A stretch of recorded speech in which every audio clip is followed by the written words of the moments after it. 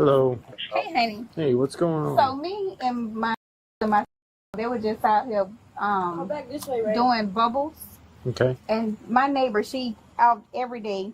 I called the police Her right on there her. sitting? Yeah, she's sitting there with her camera.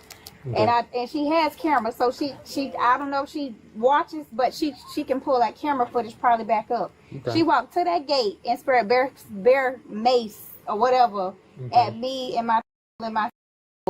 And it's like if you walk probably that way, you can still smell it because it got in my into my chest or whatever. But then she walked back and sat down, and she every day is like, "Oh, you and get out of my neighborhood and where for like this is like we have footage of her, of that, but that's like. But I wish I would have had her just now. She literally walked to that gate right here. How far were y'all standing? We were right here. After I had my baby throw the little thing down, so we were standing right here. Right here? Yeah, because she has her thing. And she was at the fence? Yes. So, what? She just did it. Y'all just... No, she wasn't yelling at y'all first? Oh, no, she was yelling at first, just say y'all stupid. But that's, I don't care about that. Like, yeah. But that bear mace or whatever that was, you just literally came to your gate and sprayed. Right. She said the other day when she was out here playing, I wasn't here. I had a graduation yesterday and I was getting my stuff done. So I didn't know that this is her second time. My daughter said she did it to her while she was out playing in the pool and told her she wished she drowned. And I didn't know nothing about that until I just called the police. She sprayed then too? Yes, but I didn't know anything about that time because I wasn't here, and she just told me she sprayed it, and I told her I didn't. And that was when, you said? When I got my eyebrows done Thursday. So yesterday. Yeah. Okay, do you want medics just to check y'all out or Well, anything? my chest is hurting a little bit. I don't know, but she should have that big old whatever. I thought the lady had a damn gun, honestly, because they say she put the gun on those people over on the other side of her, so I don't know if she... Okay. Yeah. So I didn't know what she had. Do y'all want medics to come check y'all out? No, I've just had some water. Okay. And I just drank a little bit of ginger ale. I'm gonna see if I can try and smell it when I walk over here. Was it like a mist or was it like a spray? No, it was a mist and it was brown. Like I've never seen. Who was all out with you? It was you, just me her, and my. Okay. What did she say when she walked up and did it? Like, what was she saying? She just said, "You stupid," and just sprayed. That's it. That's it. And that's her favorite. Like I'm not even there. My daughter probably got 100 recordings of her. Okay. Like this is like. Would it be alright if I could see one of the recordings? Yeah. It's like she sat it down when. Yep. That's whatever. Right? Yeah. Because she had just. I'm finna say whatever. She had just sat down with it. I had to grab the phone, tried to get it. Whatever that big old black thing is. That's what she came to the fence and sprayed. What does it look like? Like it looked. That's what I said. Does it have a canister? Yeah, like a canister. What color is the canister? Black. It all looked like it was black. And then the handle was black too? Like it all looked at black. And then she sprayed it. I was like, I didn't know what she had. And then she held it up and sprayed it in like a big old black mist. And it was so like, so I was like, it must be bear mace. Because I done been sprayed with regular mace before. Are you wanting to press charges? Yes. Okay. I'm sick. Like, I don't care what she say to me and my big kids. But my don't even, like, they didn't even know what that was until she started saying it. Right. Like, and she still probably don't know what my it's like. She says something to her every day. I even let my landlord know. I was like, this lady is like, that's ridiculous. I pay $19.50 a month for rent, and now I don't even like them coming out the door. You gotta deal with this. Do y'all have any residue on your skin? Well, I know it's in my chest because I can feel it here. Okay. Like I can feel it, and I'm trying to find these other videos because I know I have more videos of this lady doing stuff, but it's really just. And then they would tell me she'll make, like, when they walk past, she'll make, like, gun sounds, like, Hello. So what's going on today? Them people keep making threats. Like, so... They're going to come over, they're going to beat my ass, and they're going to smash my face in.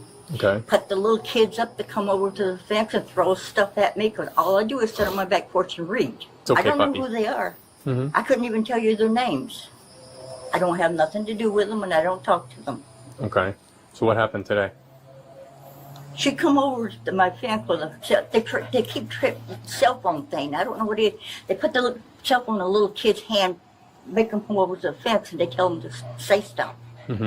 Okay? And then they hold the cell phone up like this here. To do what? I don't know. Okay. Trying something. And then that woman, she keeps saying she's going to take care of me, okay? What's she's saying exactly? Huh? What'd she say exactly? I can't hear her. Okay. I can only see her, the motions and what have you, okay? Okay. But they sit on that back porch over there, and they'll come out and they'll pace something down that fence, saying stuff. I ignore them, Mm-hmm. you know, and they just back and forth. And then finally, they'll go in one door, out the back door, pace something down, in the front door, out the back door, pace something down. And that one guy over there, I don't know, there's a whole bunch of them. There's supposed to be 4 people. A man, a woman, and 2 children. Mm-hmm. There are 10 people living there. Okay? But then he paces up and down the fence line and makes all kinds of horrible noises, whistles, you know. Mm-hmm. I have no peace here. Okay. Have you tried calling us? Huh? Have you tried calling us? You guys got enough to do. Okay? Mm-hmm. I keep thinking that maybe, because the lady that owns the house, I called her about, and she knows. Mm-hmm. And she's not going to renew the lease. Okay. But they can, you know, I don't know. I don't like. Mm-hmm. Black people are nice. You know the difference between Mm-hmm. black people and. I hope you do anyway. But black people, I work with black people. I like black people. I know some real good black people. I don't like. Mm-hmm. There's a lot of drugs going on over there. A lot of cars coming in over there. 10, 14, 17. Okay, and that pot comes over. Okay. Okay? I mean, I get a second hand of all that dope they're smoking, and they smoke dope. Okay. So. Matter of fact, Gary can tell you that across the street. A lady on the other end down there can tell Mhm. you that. Okay? So. But I'm not going to let them hurt me. Okay. I will use whatever means I have to. And what did you do today? I use pepper spray at them. Okay. Huh? Did you spray it? Did it hit them? Like No, what? I didn't spray Where did you spray it from? From right outside of my door. I didn't spray to hit them. I just want to let them know I have some protection. So you didn't like go up to the gate and start spraying like at them and the No, kids or anything I like made that? one big shot of spray in the air. Okay. I have a taser, and I will use every what I can And get my hands on. So I want to go down and file charges, but I don't know their name. okay. And I called down there, and I Well, so that's what you call us for. Huh? That's what you call us for when, a few weeks ago, months ago, however long it's been going on, you call us when this happens, so that you don't But have you to. don't do anything. Well, They I mean- still do it. I mean, it's better than not calling us and us not doing anything, right? Because at least when you call us, we at least know about it. So that when we come out here for something else, we kind of know the situation. Because this is the first time I've been out here that I know of. Well, she called them on me before. Mm-hmm. They came out. And what happened then? Nothing. But what happened? Why did she call? What did she do? What did you I'm do? sitting on my back porch reading. Mm-hmm. Okay? And I yelled at the kids, I think, twice, because they're screaming their top of their lungs. I told them to shut up. Mm-hmm. They don't have to scream that way. And she didn't like that. No. Okay. And, they didn't like that one bit. So the 2 girls over there, they always telling me to kiss their ass. They'll bend over and stick their ass up at me and go, kiss my ass. Mm-hmm. Okay? And that woman, she did the same thing, tell me to kiss her ass. They bend over, stick it up, and put their finger right there and look at me, and you can tell what they're saying. Mm-hmm. They'll get in those windows facing my house. Nobody else can see them. So Facing my house. And they'll get in those windows. They'll send those kids out to the fence. And you can hear them telling them because the kids keeps looking back at the Mhm. window, So there's nothing against the law for doing that until you report it to us that it's happening over and over and over and over and over again. I reported it because- to the because- first ones that were here. Because then it can come under harassment, okay? But until you're reporting this to us, there's nothing, because You have a card with your that's phone that's number. not illegal. Now them doing this same stuff over and over and over again, that possibly could become something that we can look into. But them just doing it and then you calling us, I would say people, that's the freedom of speech, you know? They can say whatever they want. I own my house here. Okay, I have a right to peace living in my house. I agree, which is why we need it documented over and over again, because then it can become criminal, because then it can become harassment. It is harassment. But it has to be us. You have to call and document and tell us this, because I need a long string of days and incidents of this occurring. Do you understand? Because them just you telling me this, that, you know, they're telling you all these things, saying kiss my ass. You could tell me that right now. I can't do nothing. It's freedom of speech. I could tell you that right now. You can't do nothing. It's freedom of speech. But them doing it over and over and over again could. Yeah. But we need documentation of that, is what I'm saying. Can I go down and file charges? Even though I don't know their name. For what? For harassment. So we need proof of lots of events of this happening for that to happen, is what we need. It can't just be just from today. You can't just. We need documentation of a lot of events. Yeah, they don't like me sitting on my back porch, and I've been sitting in the back there. And you can do that. That's your property. You can do that all you want. I do. That's fine. But then I pay a price too by sitting back there. So then when they do something, or they say something, or they're harassing you, you document it. You call us. You get it on camera. Show us them doing that to you over and over and over again, and we can work towards something being harassment. Oops. But I will use every means I have available to protect myself, and they keep making threats. But so if they stay on their side of the fence, though, you can't be doing that type of stuff, okay? Doing what type of stuff? Spraying mace at them if they're on their side of the fence, because now they're on their property. They come up on their property at night. To your property? Mm-hmm. So then call us so we can do something.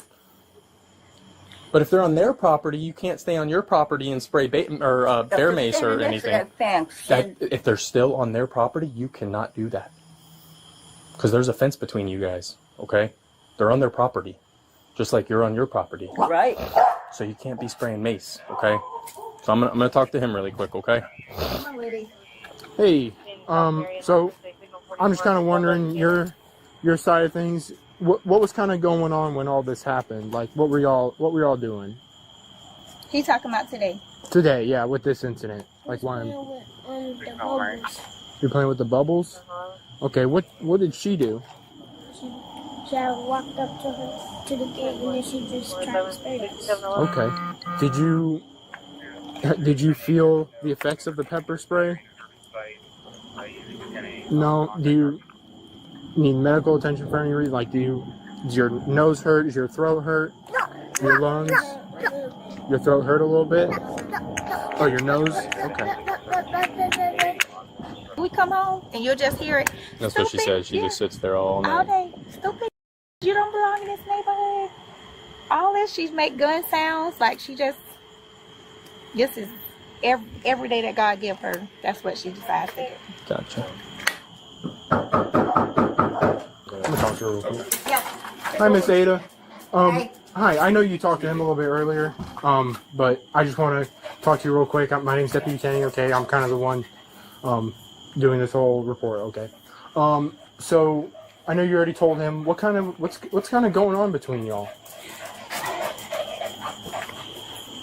I don't know what's wrong with them. Yeah. It's okay, Bumpers. They do drugs. Okay. I mean, everybody in the neighborhood knows that everybody's watching. Mm-hmm. They keep making threats to me. Okay. Especially those two girls and that one woman. Okay. Okay. For some reason, I don't have nothing to do with them. I don't talk to them. Can't even tell you who they are. Mm-hmm. Okay. But I do get out and walk. I had to pick up their trash out of my yard, bags of dirty baby diapers, thrown over I don't know who did it, but they were dirty baby diapers, and that's the only baby over there that I know of. Mm-hmm. Okay? Okay. So there's a lot going on. Okay. They keep telling me how they're going to punch my face in. They're going to take and come over and beat the hell out of me. And, you know. When did they say that? Just about every time they see me on my back porch. Okay. This is my house. I gotcha. I have a right to protect myself, Sure. and I will use every what means I have to do that with. I gotcha. All right, And- so And if they're if they get hit with something, that's their problem. okay, I'm just gonna read this to you real quick. Just because I have to read it to you before I keep talking to you. Okay?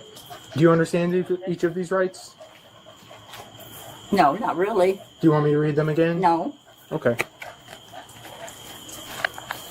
All right, Miss Ada. because I haven't done anything except live in my house. Yes, ma'am. I understand. At this time, though, I do need you to put your hands behind your back. Okay? No, you Yes, don't ma'am. do that to me. Ma'am, please. Hey. Ma'am. Miss Ada, Ma'am. don't fight us. Don't fight us. Ma'am, I'll okay? move them to the front. What are you with in the arresting car, me for? okay?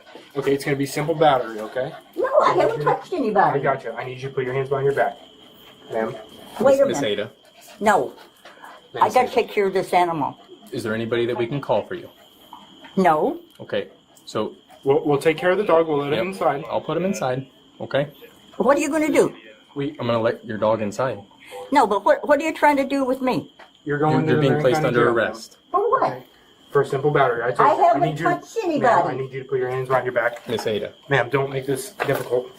Imagine you are in your backyard on a typical afternoon. Your children are playing on the grass, you are blowing bubbles, and the sun is shining. It is the kind of domestic tranquility that everyone strives for. Suddenly, a chemical mist drifts over the fence. It's not smoke from a barbecue or dust from a leaf blower. It is a thick, brown cloud that hits your chest and burns your lungs. Your children start coughing. You realize, with a jolt of horror, that your neighbor has just deployed a weapon against you, a chemical agent designed to stop a charging grizzly bear, simply because she didn't like the noise of your children playing. Now, flip the perspective. You are an elderly woman sitting on your porch. You feel annoyed by the world around you. You feel, irrationally or not, threatened by the mere presence of your neighbors. You have convinced yourself that the family next door is a criminal enterprise, despite having no evidence. You decide that the appropriate response to the sound of children screaming in play is to walk to the fence and deploy a canister of bear mace. When the police arrive, you don't hide it. You admit it. In fact, you treat the police not as investigators there to arrest you, but as your personal customer service representatives, fully expecting them to high-five you for protecting your property. This case is a masterclass in cognitive dissonance and the stark legal reality of self-defense. Today, we are breaking down a body cam interaction that starts with a neighborhood dispute over bubbles and ends with an elderly woman in handcuffs. But the journey between those 2 points is filled with fascinating legal nuances.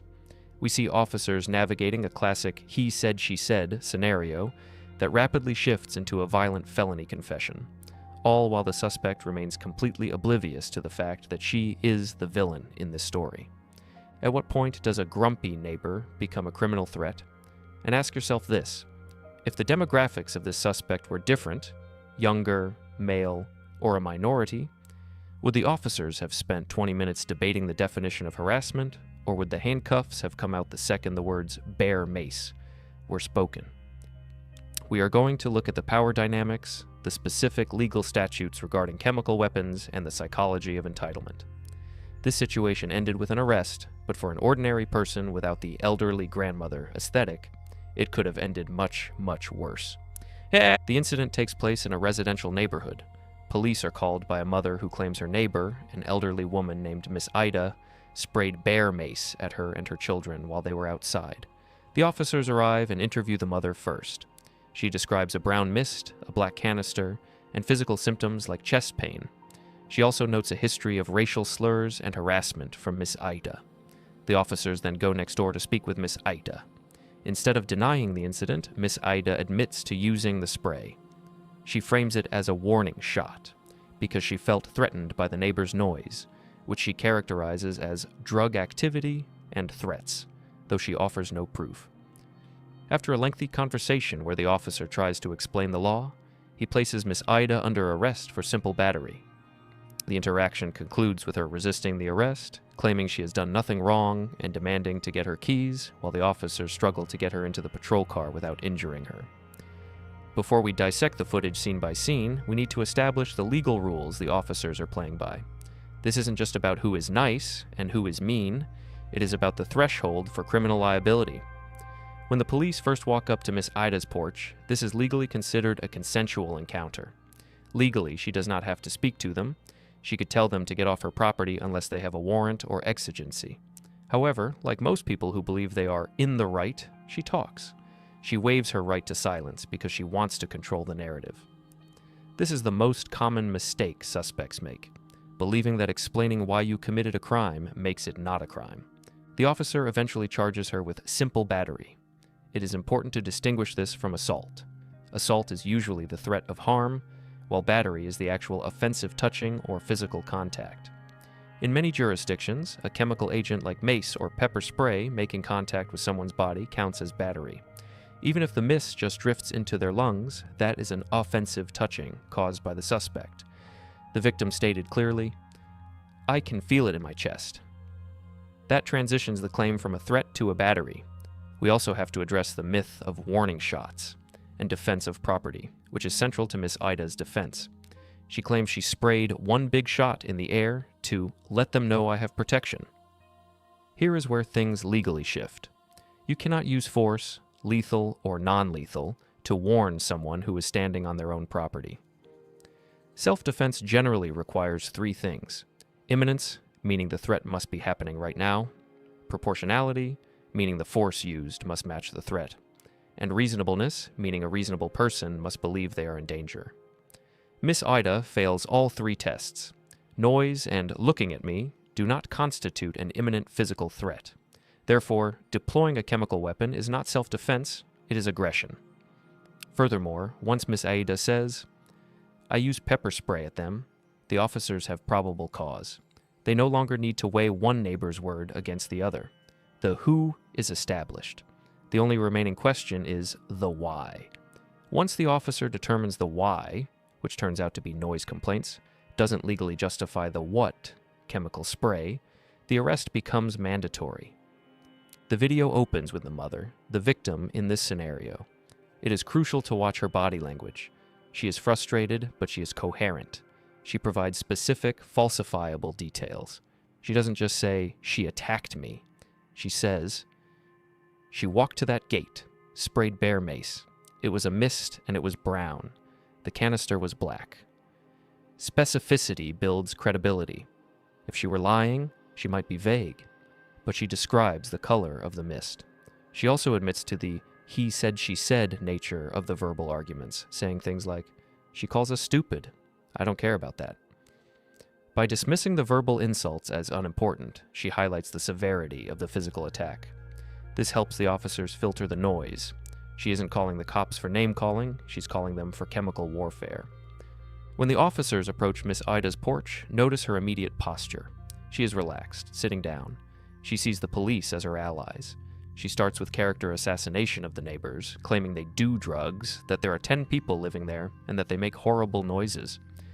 The pivot point of the entire investigation happens when the officer asks, "And what did you do today?" Miss Ida answers simply, "I used pepper spray at them." Stop and look at that moment. In her mind, this is a logical sentence. People were loud, so I sprayed them, and therefore justice was served. In the officer's mind, however, the legal tumblers just clicked into place. He asks for clarification. "Did you spray it to hit them?" She says, "I didn't spray to hit them. I just want to let them know I have some protection." This is a legal fatal error. She just admitted to reckless conduct at best, and assault at worst.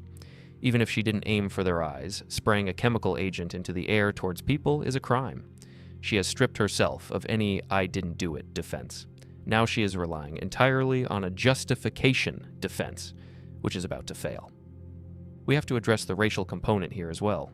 Miss Ida attempts to inoculate herself against accusations of racism by saying, "You know the difference between black people and, I hope you do anyway, but black people, I work for black people, I like black people, I have some real good black people, I don't like..." She trails off, but the implication is clear. This is a classic pattern in bias-motivated incidents. The suspect attempts to categorize good ones, usually those who are subservient, quiet, or employed by her, versus bad ones, neighbors who make noise or assert their rights. It reveals a worldview where her acceptance of others is conditional on them behaving exactly how she wants. The officer wisely ignores this bait. He doesn't debate sociology with her. He keeps it focused on the action. The officer tries to explain the law to her, attempting a de-escalation strategy. He explains that neighbors sticking their rear ends out or making noise is freedom of speech until it becomes a documented pattern of harassment. He says, them just doing it and then you calling us, I can't do nothing. It's freedom of speech. He is giving her a chance to understand why she is wrong. He is trying to lower the temperature, but Miss Ida doubles down, stating, I will use every means I have available to protect myself. This is a threat. She is telling the police to their faces that she intends to continue using weapons against her neighbors for nonviolent offenses. This forces the officer's hand. They cannot leave the scene now. If they leave and she sprays the kids again, or uses the taser she mentioned, the police are liable. She has talked herself out of a warning and into handcuffs. When the officer finally says, at this time, though, I do need you to put your hands behind your back, Ida's reaction is genuine shock. No, you don't do that to me. This is perhaps the most telling line of the video. You don't do that to me. She believes arrest is something that happens to other people, to the drug users next door, not to her. She views herself as part of the hierarchy that the police protect, not the element they police. When the officer persists, she resists. Ma'am, don't fight us. She refuses to walk. She demands to go back inside for her keys. The officer rightly refuses. Officer Safety 101 dictates you never let a suspect go back into a room you haven't cleared, especially one who just admitted to using weapons. The officers are incredibly gentle here. They plead with her. They offer to get her keys for her. They treat her with a level of deference that is rare in body cam footage of violent crimes. Let's zoom out and consider what this video tells us about policing patterns. We have to be honest about the optics. If a 25-year-old male, regardless of race, told an officer, yeah, I sprayed mace at those kids because they were loud, the physical detainment would likely happen within seconds. The officers would view him as an active threat. With Miss Ada, her age and gender act as a psychological shield. The officers perceive her as confused rather than dangerous, even though she just attacked a family with a chemical agent. Status buys you time. Miss Ida got a 20-minute roadside court hearing where she could explain her feelings. Most suspects get 30 seconds. Miss Ada explicitly views the police as a service she employs to manage her environment. She says, that's what you call us for, so that you don't have to do anything. She is frustrated that they aren't acting as her private security. This is a common theme in neighbor disputes. One party believes the police exist to enforce their personal preferences regarding quiet or visual aesthetics rather than the law. She is also a victim of bad information. She likely hears phrases like stand your ground or castle doctrine on the news and assumes they mean, I can do whatever I want on my property. She fails to understand that castle doctrine applies to intruders entering your home, not neighbors standing in their own yard. Her ignorance of the law, combined with her possession of weapons like mace and a taser, creates a high liability situation.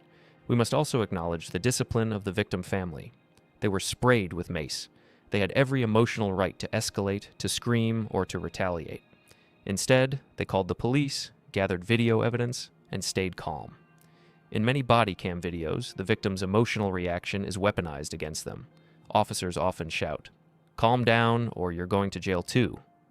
Here, their calm demeanor made the police work easy. Based on the transcript provided, Miss Ida was arrested for simple battery. In many jurisdictions, this is a misdemeanor. However, given the victims included children, my baby, throw the little thing down, this could potentially be elevated to child abuse or assault with a dangerous weapon depending on the prosecutor's discretion. It was likely only simple battery because the injury was minimal. No immediate hospitalization was required. And the officers chose the path of least resistance to get her into custody. While she was arrested, notice the interaction at the car. She is bargaining. Can I call my grandson? I need my keys. She is still trying to negotiate the terms of her surrender. If this case follows the pattern of similar incidents involving elderly defendants, she will likely receive a diversion program, anger management, or a fine. The likelihood of jail time is low. However, the arrest itself is a significant consequence. For someone who believes you don't do that to me, the humiliation of booking, mugshots, and a criminal record is a massive reality check. Systemically, If the officer had failed to arrest her, and she had sprayed the family again the next day, the department would be facing a massive lawsuit. The arrest was legally necessary to stop the clock on the immediate threat. This video is a stark reminder that fear is not a license to assault.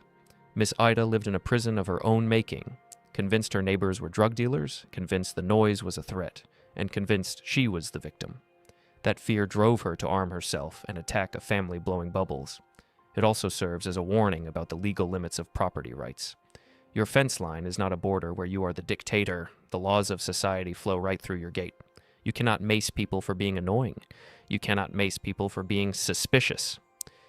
The officers in this video displayed immense patience, perhaps too much depending on your perspective, but they ultimately arrived at the right legal conclusion. They stripped away the grandma defense and looked at the cold, hard facts. A weapon was used against unarmed children. If you found yourself in a dispute with a neighbor who you felt was harassing you, how would you handle it? Would you have the restraint the victim showed here? Or would you, like Miss Ada, feel justified in taking matters into your own hands? It forces us to confront our own biases about who looks dangerous and who looks innocent, and reminds us that sometimes the threat isn't the person making the noise, but the person demanding the silence.